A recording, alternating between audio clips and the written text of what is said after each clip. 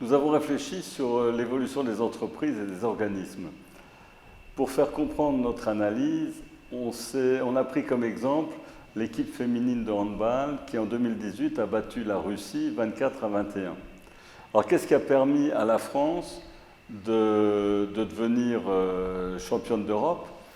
C'est en fait de pouvoir arriver à l'excellence technique, mais surtout d'avoir su évoluer et s'adapter aux situations sociologiques et psychologiques. C'est ce qu'on appelle des points rudes. Ce sont des points dont on aimerait se passer, mais pour se consacrer sur le cœur de métier, mais dont on a besoin de traiter pour obtenir des résultats.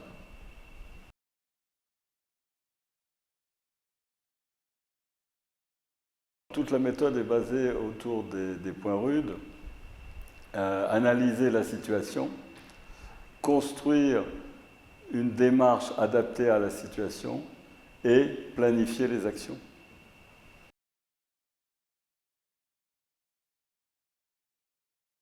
Utiliser la méthode du 50-50, c'est-à-dire 50% du chemin est fait par la méthode et 50 autres pourcents sont faits par chacun,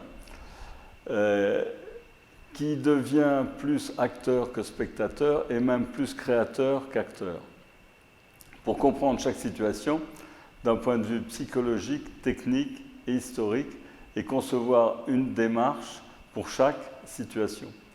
Valoriser ce qui existe et pas toujours vouloir tout recréer. Par exemple, la plasticité naturelle existe en chacun.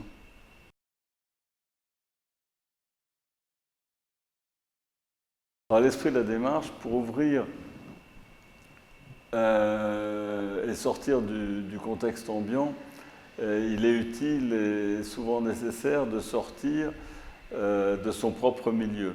C'est pour ça que le monde du sport est inspirant. Il est confronté aux mêmes contraintes économiques, sociologiques et techniques.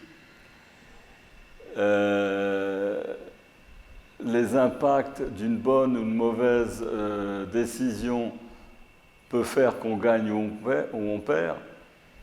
La compétition y est aiguë, renouvelée et mondiale. Il ne s'agit pas d'en faire une réplique, mais de s'en inspirer pour prendre du recul et ouvrir les esprits.